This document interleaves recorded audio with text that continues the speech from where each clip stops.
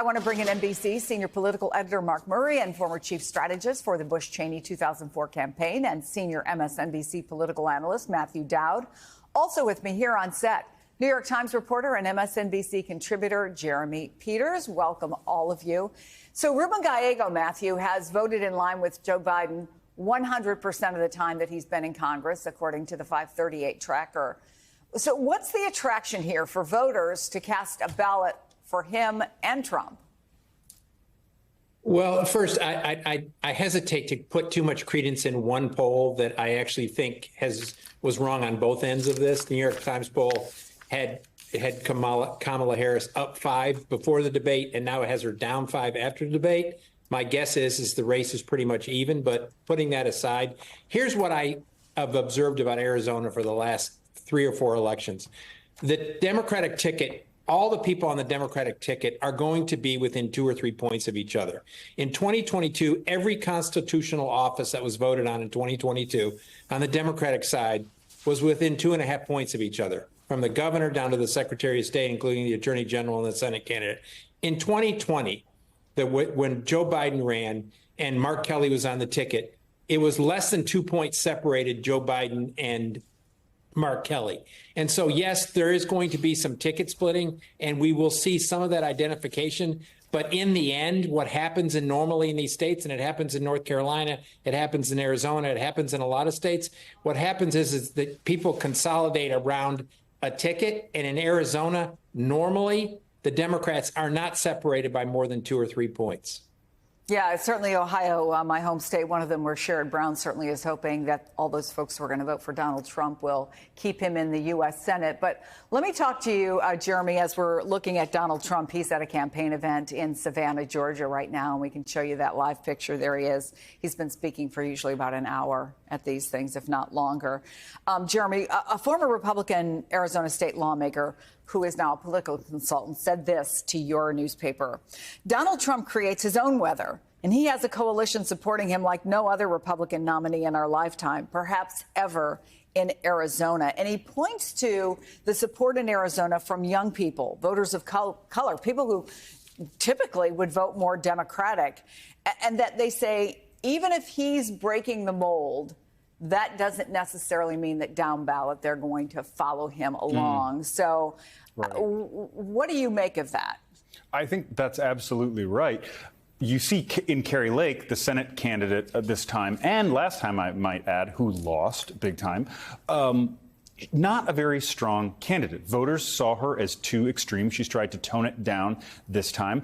But once again, like you're seeing... But there are lots of folks who would argue she's just a mini-me of Donald Trump. Oh, that's exactly what she is. And there are lots of people voting for Donald Trump who might vote for Ruben Gallego. So yeah, and I think that's a real possibility. The conundrum in people's minds, like, how does that happen? And Ruben Gallego is not somebody easily portrayed as a far-left radical and extreme progressive as Trump and his allies have tried to portray Gallego. You know, he's pretty middle of the road, and he's an Arizona native, and he's really done a good job, I think, in building up his political brand as kind of an independent entity. I think in Kari Lake, you were always going to have trouble. She's an election denier. She's tried to kind of sand down some of those rougher edges, but people remember what she was like running as this extremist in 2022. I think there is no doubt, to answer your initial question about the Republican and Democratic coalitions kind of changing composition here, our polling shows that the typical undecided, uncommitted voter, kind of, with a soft preference for either candidate who's still persuadable, is more Latino, more black, and younger than the typical undecided, uncommitted voter. So there is a change happening here. How much that sticks between now and Election Day, we just don't know. But it would be a fallacy for any Democratic candidate to say that that's just not happening. Yeah. All right. So, Mark, this was an additional part, what we were talking about, of the New York Times poll that came out over the weekend. We also just got a new part of our own NBC polling about registered voters who are ready to cast their ballots early. What's the conclusion that we're drawing from that? What are we finding out? Yeah, Chris, this comes from our latest national NBC News poll, and we end up finding that half of registered voters, 51%, said that they plan to vote early in the 2024 presidential election, either in person or by mail. And that's compared to 45% of voters who want to wait until Election Day. And Chris, those margins aren't much different than what we ended up seeing back in 2020, even during the COVID pandemic.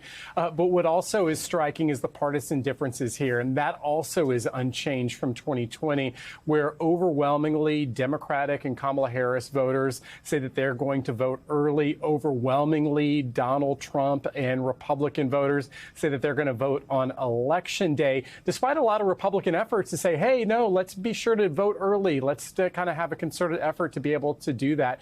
And Chris, why this all matters is we get closer to Election Day, and when we are on Election Day, we're going to see different tranches of the vote come in. You know, the states that actually have their early votes tallied early, those might end up being more Democratic leaning as opposed to the Election Day totals. And so we're going to continue to monitor this, but this is one of the developments that we've seen in our poll, is that not a lot has changed when it comes to voter intention in 2020 since 2020 about how people plan to vote 2 months from now. So all this early voting, Matthew, and Donald Trump and his running mate, J.D. Vance, have some mixed messaging about that. I'm going to play you a little bit of that.